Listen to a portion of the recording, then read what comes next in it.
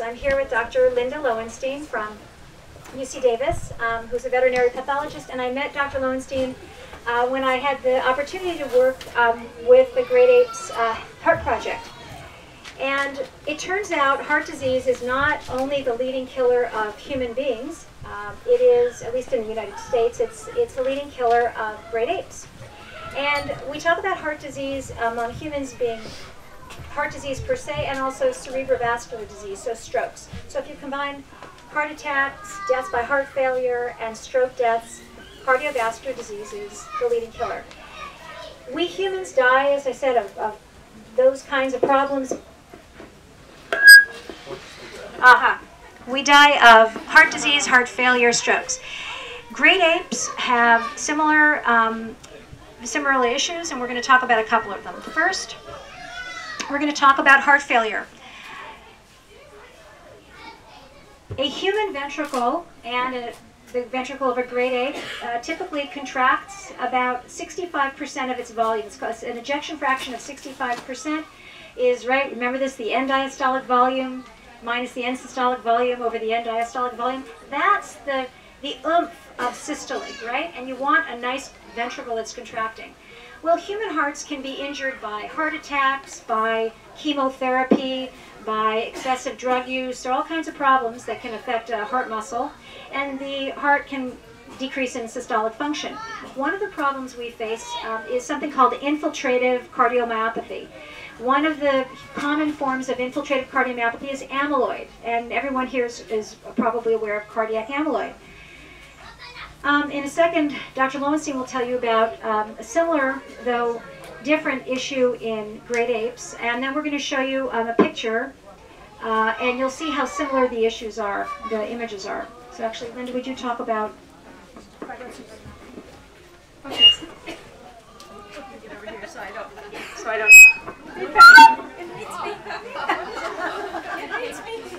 Okay. I don't know what. I think I have to move. How come it worked when you were holding it and doing it? I don't know.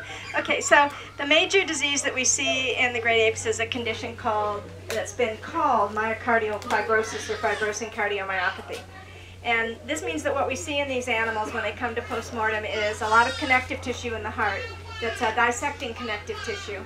And it isn't like a big myocardial infarction like you'd expect in a human with bad coronary arteries from atherosclerosis. Instead, what we see is thickened arteries that have hyalinization of the walls, so it's arteriolosclerosis, not atherosclerosis. And then dissecting away from these vessels, we'll see lots of fibrosis connective tissue. And eventually, the heart can't function. We don't know what causes this. Two theories are that it's a post-inflammatory fibrosis mediated by cytokines.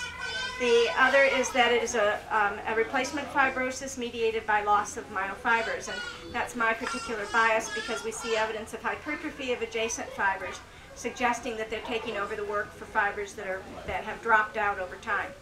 And my personal bias as to what's going on is that it represents either vasospasm or transient or repeated bouts of hypertension.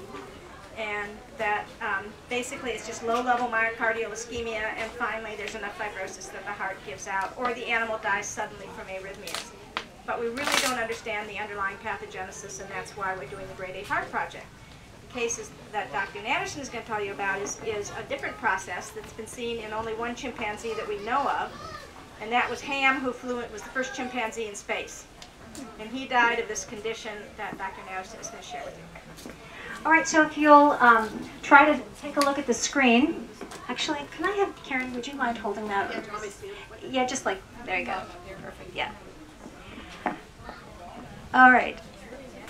Can I start with this one right here? I hope so. No? There we go.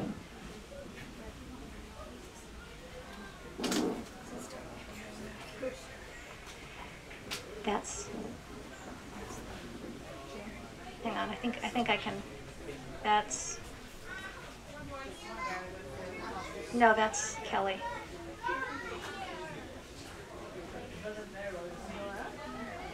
That's Pandora. Here, let me just, I think if I just touch it.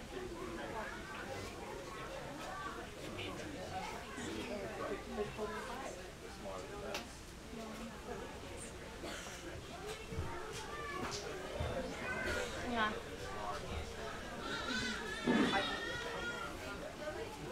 Here, I think it's right here. Nope. Okay.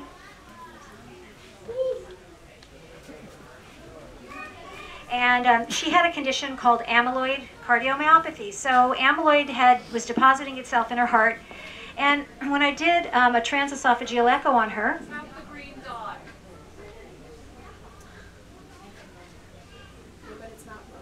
it's okay. Nope. There we go. It's going to work. We're going to think positive thoughts. It's going to work. We're good? Yeah, it's flipping. It's okay. It doesn't even matter. You can look at it like this. Loop. Perfect. Okay, so what we're looking at here is a four-chambered heart. This is a human heart. So this is the left ventricle, the right ventricle, the left atrium, and the right atrium. Few things, in case you haven't been looking at echoes recently. The septum of the heart is thickened. The right ventricle is thickened. And the atria, the left atrium is huge, and the right atrium is huge. And this is what you see when you have amyloid. Why? There's infiltration of the ventricle. And first, what that leads to is what's called diastolic dysfunction. So when the ventricle is supposed to be relaxing and the pressures in the ventricle are supposed to be falling, the pressures stay high. And that gets transmitted into the atria. And as a consequence, the atria get large. This patient has huge atria, and when you have an atria that's too large, it no longer can maintain sinus rhythm.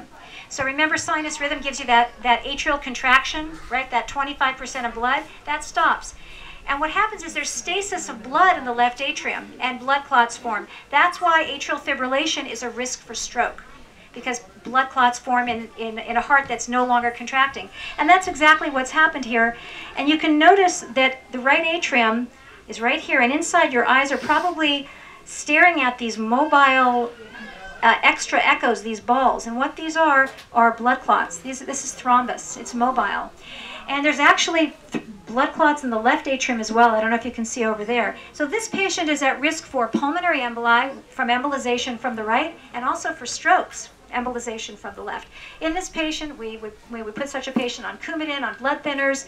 Depending on how severe her heart failure, she might even be considered as a candidate for a transplant, depending on the other circumstances. And so this is a human case, and I thought of this human case when I had the privilege to do a transesophageal echo on a patient who lives here, a chimpanzee. And she is that her? Can we just hit Pandora? Hang on.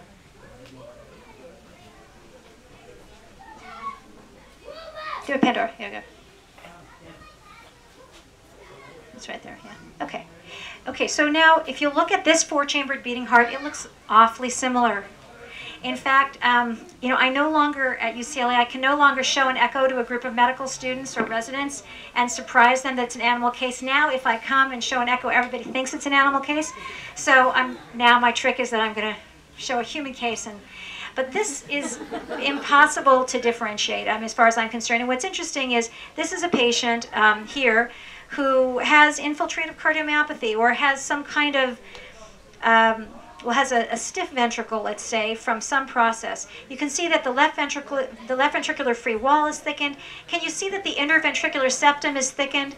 And of course, the left atrium is huge, and the right atrium is huge. And much in the same way we saw in our human patient, there are blood clots. Do you see these balls right here?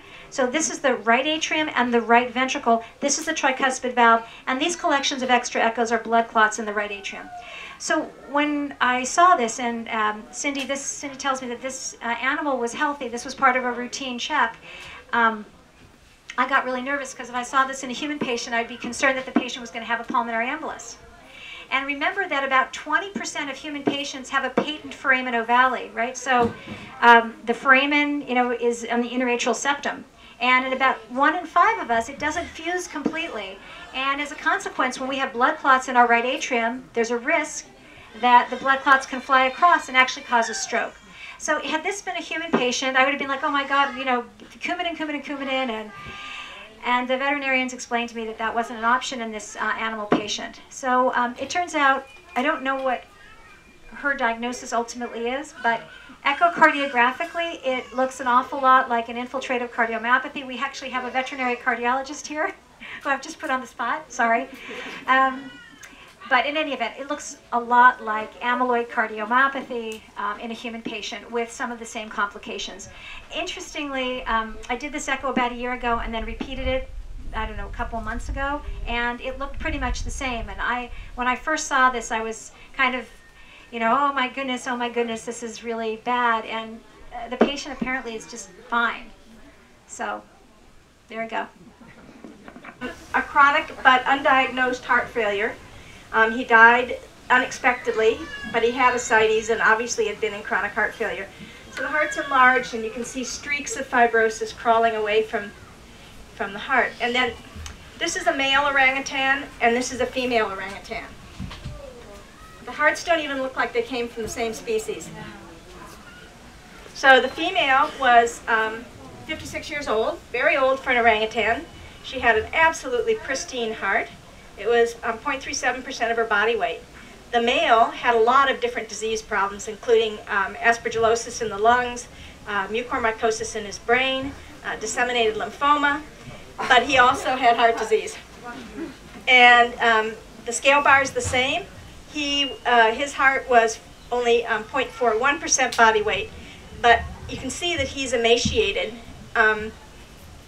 Or he's got very little epicardial fat, although he wasn't really that thin internally elsewhere. So we're having problems with heart weight to body weight, how valid it really is, and whether absolute heart weight range is going to be more important. And then this is from the chimpanzee studies, and they're very far along with their work in laboratory chimps, because 58% of the deaths in laboratory chimps are associated with this fibrosing cardiomyopathy. So here you can see a big globoid heart, really enlarged, left ventricular hypertrophy, some right dilation, and a lot of dissection. So this is the main disease that we see. And the infiltrative cardiomyopathies, as I say, just the one chimpanzee so far in our database. Interesting. Maybe 2 chimpanzees. Well, let's hope we don't find out for a long time. But the next case we're going to present is a case of aortic dissection. So aortic dissection is a common diagnosis in human patients. We consider it a surgical emergency if it's an ascending dissection. So you'll remember you've got your aortic valve, your ascending aorta, you've got your arch, and descending aorta. If the ascending aorta dissects, if that's not repaired surgically within 12 to 24 hours, that's almost universally fatal. So that's a true surgical emergency. Not quite as true with the descending, although it can also sometimes be fatal. When the Great Apes Heart Project started, there was a lot of concern because there were several reports of adult male gorillas, I believe there were 9 of them, that had died of ascending aortic dissection. And so there was a big question, well, this seems to be an important cause of cardiovascular death among these animals, and what's causing it, etc. So now, as part of our screening of all the great apes, when we do the echocardiogram, we're looking for some of the things that point to high risk for aortic dissection. A few weeks ago, I had the privilege of doing a transesophageal echo on Kelly, who's a silverback here, who's 25 years old, which makes him middle-aged or so. And he has a beautiful looking echo. You'll see, the minute I saw it, I thought, well, I could use this as my normal at UCLA, for sure. And you really, I cannot differentiate his ascending aorta from the ascending aorta of the human patients that I look at. So we're going to look at Kelly. Now, Kelly's echo looked fine.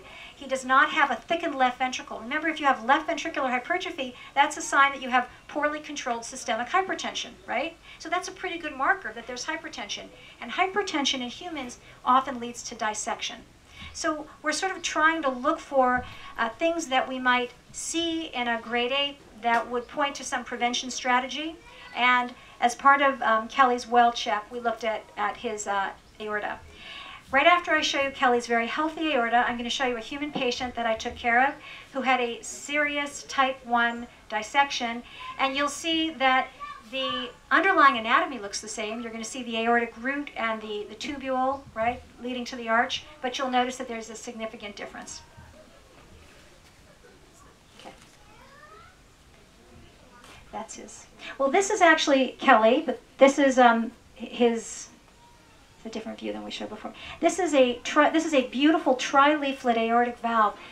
About 98% of all human beings have an aortic valve that looks like that. 3 perfect leaflets. They're symmetrical. They fuse in the center. About 2% of us have a biatrial. They have have 2 leaflets, a bicuspid valve. But most of us don't. But Kelly's looks absolutely beautiful. I mean, it's gorgeous. In a second, I'll show you our human patient. This is Kelly's aortic. This are the sinuses of his aortic, of his ascending aorta. So this is the valve right there. Close, open, close, open. Can you see his aortic valve? Left ventricle, aorta, aortic valve. His sinuses are beautiful. They're non-dilated. They're not oversized. And this is what we call the sinotubular junction. And then there's the tube, right? This is the ascending aorta. So if you took this and you flipped it, this section here would be the part of the aorta that's coming up off the aortic valve that's about to turn into the arch. And perfectly healthy, non-dilated. There's no atherosclerosis, no plaques, and there's no left ventricular hypertrophy. So I was very happy when I saw this normal. This is to be then contrasted with, sorry.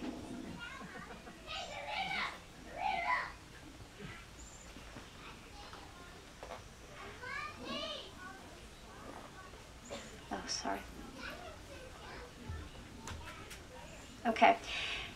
Same view in a human patient who came in with stabbing chest pain. The typical thing that a human patient who can tell you what's going on is that they feel a sudden acute knife-like pain that goes from the front, and the kind of the telltale symptom is that they say it feels like it was piercing behind my shoulder blades. That's like the kind of a history that you know, the hair on the back of your neck goes up. You go, okay. But in fact, what has happened here is that there's been a tear. So if you go back to your first year of veterinary school or medical school, you remember that the aorta has 3 layers. You've got the intima, the media, and the adventitia. A dissection happens when there's a tear, literally a tear, and it's called an intimal tear, and it sort of peels away. Like if you had 3 layers of phyllo dough, the internal segment starts to peel away. And it, in this case, is kind of spiraled. They typically spiral often in a retrograde way, sometimes anterograde. And this is spiraling towards the valve, and the valve actually is no longer coapting. So the blood is flowing from the aorta back into the left ventricle. So that's one big problem. Secondly, this flap is so extensive that it may actually occlude the head vessels, which are up here, right? So, and it's going to only get worse as there's this continuous pulsatile flow. And remember, as more and more blood flows into the left ventricle, because the valve is getting shredded, Frank Starling, remember Starling's law? That's going to make the ventricle contract with even greater vigor, and that's going to increase the pulse pressure on this already tearing aorta, and so this will rupture. Actually, this is aortic dissection is it's not an uncommon cause of death. Famous people who've died of aortic rupture are Albert Einstein and others. It's something that we worry about a lot, and we always think about when someone complains of chest pain. So if there was an animal who was decompensating, if there was concern, it's not hard actually to just put the probe in and to differentiate what we just saw in Kelly, which was textbook perfect and normal, from this obvious difference. You recognize the underlying anatomy is the same, but obviously this is pathological. So, Linda, do you want to talk about dissection? Yeah, I've got. Okay, we're going to have a pathological specimen of aortic dissection. What did you mention? Is the pain constant or okay? The human patient? Yes. Yeah, when they first dissect, they give you that history. By the time you see them in the emergency room, very often we've given them morphine. We also are giving them beta blockers. We're trying to decrease their double pressure. We're trying to just bring everything down.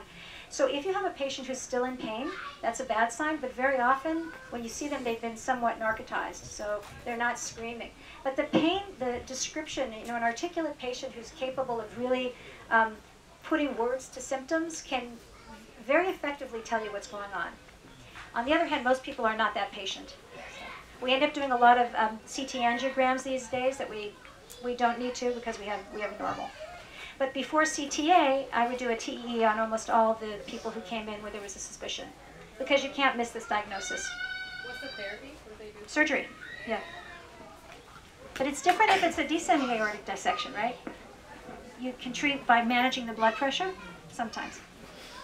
Can you guys see this? So here's the lumen of the aorta, and this is the dissection. So it looks like he's got a lumen there, a lumen there, and a lumen there. And this animal dropped dead of cardiac tamponade. And where these usually tear is right here, right above the valve, right above the sinuses.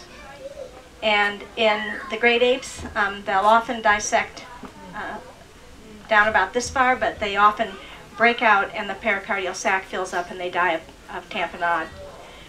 And this is showing the tear right here, right above the valve. We do see atherosclerosis in the great apes, but usually not in the coronary arteries, and it usually doesn't factor into heart disease. But I had, you're going to love this one. So this was a 45-year-old female orangutan. She had chronic respiratory disease and renal disease, and she died unexpectedly. They said she had had a normal echo in October, and she died in February. I have a hard time to believe it because her heart was so massively enlarged. And I don't know if you can see it, but the whole aortic root was very thick and very hard. And in some places it was up to a centimeter thick, whereas normally the aortic root is 2 or 3 millimeters thick. And what she had was these holes that looked like she'd started to tear, and then it filled in, it didn't continue, it didn't dissect, and then she scarred in. And usually this sort of thing is seen when there's been an aortic root aortitis, and usually an vasculitis involving the vasa vasorum and ischemia of the wall. And this sort of lesion leading to dissection used to be really common when syphilis was common. They would get a syphilitic aortitis, and then that would lead to the dissection and rupture. The other thing we didn't talk about with the last group is that the animal whose dissection I showed you, the adult male gorilla, that animal had anti-elastin antibodies. But the question is whether that is leading to the dissection or because there was snapping of the elastic fibers and then he developed the antibodies. So that still a lot of work needs to be done on that. Which actually brings up a really good kind of comparative point. In human patients, there are usually 3 reasons people dissect. First, they have poorly controlled hypertension, and they end up with both changes to the wall and also then they're acutely hypertensive. Secondly, they have atherosclerosis, and there's actually something called a penetrating atherosclerotic ulcer that literally eats into the intima, erodes it. But the third reason is a connective tissue disease. So young patients sometimes dissect when they have Marfan syndrome. And Marfan's, in fact, it can be such a risk that if a young woman has significant aortic dilatation, her root is dilated and she has Marfan's, we're very concerned about her getting pregnant unless she has a surgical wrap of her root, because the increased volume imposed by pregnancy can lead to you can't imagine, that kind of catastrophe during a pregnancy. The other group of human patients we see this in is a syndrome called Ehlers-Danlos. I don't know if there's a veterinary version. Yes, I'm getting Cattle, horses. Dogs, cattle, horses.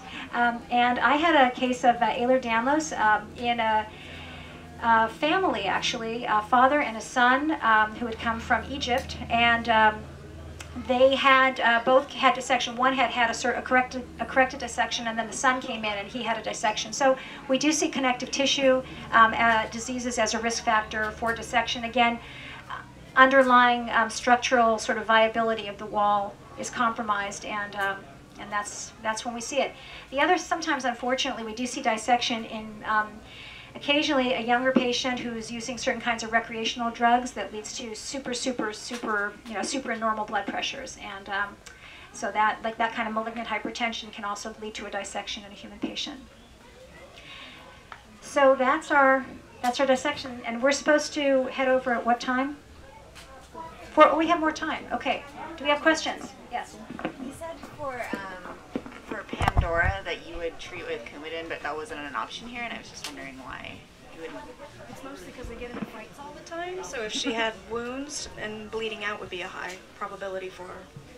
Yeah, I mean, Cindy was saying that the likelihood, the kind of violent society, the more aggression, but it's true in some human patients. If I'm taking care of an elderly patient who insists on living on his own and he's climbing up ladders to change light bulbs, or he can't see, but he, you know, and he's coming in with, he's tripping because there's carpets. There are some human patients that we say the risk of anticoagulation exceeds the risk of stroke or pulmonary embolism.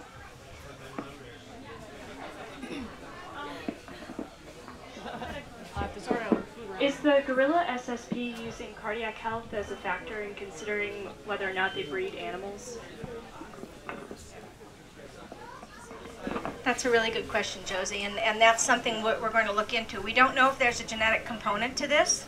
We're working with the people at Stanford who have the Hereditary Cardiomyopathy Genetics Laboratory, and since the gorilla genome has been sequenced, we're starting to look at some of the genes that are known to be involved with hereditary forms of disease. It seems counterintuitive that these animals would have a hereditary thing because you think it would get weeded out in the population over the years. In the wild it would have been. But when you think about it, we're seeing these diseases mostly in animals in their 20s. That's when the males will often die from it or develop heart failure from it. They're already reproductively successful. So in the wild there's no negative selection pressure. I mean, if you've already sired a bunch of kids and you drop dead, as far as the population's concerned, doesn't matter.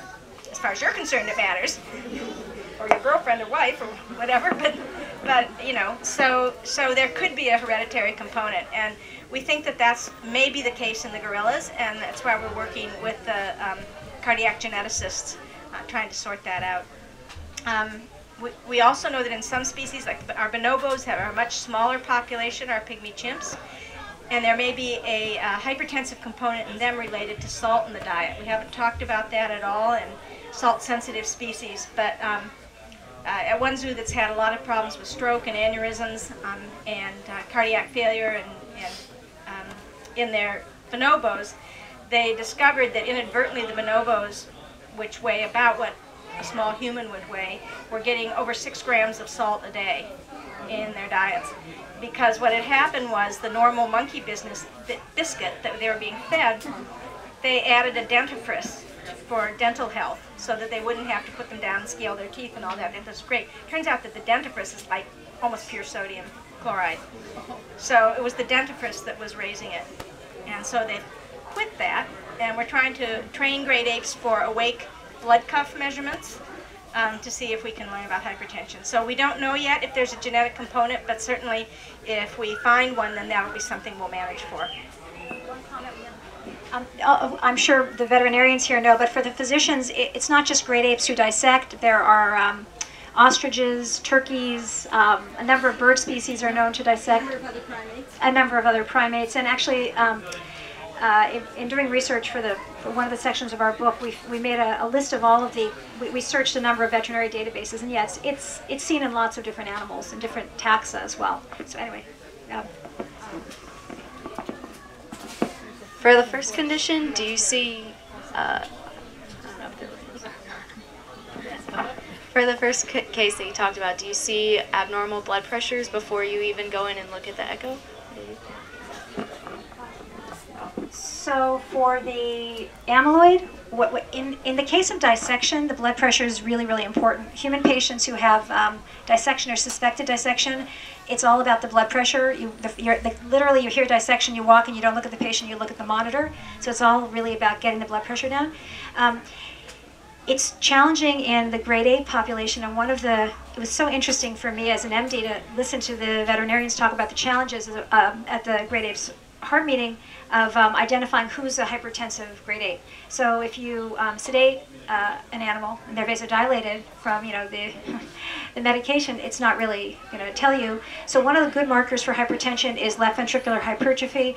We've talked about using retinopathy, eye grounds when they're sedated, and looking for other markers to know who would benefit from treatment. We know in a human patient who's hypertensive that if you treat effectively, you can markedly reduce the risk of end organ damage, including the risk of dissection. Is there anything such as a silent dissection? I would imagine you could sculpt that.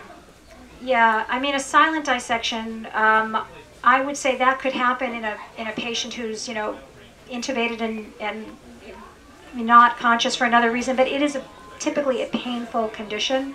Yeah, except for some unusual situation where they're not feeling things. No. So if you guys want to come forward and take a look at the pictures, otherwise we're off to our next, I think to Dr. Laramore's, to the cocktail party and Dr. Laramore's comments. Great, thank you.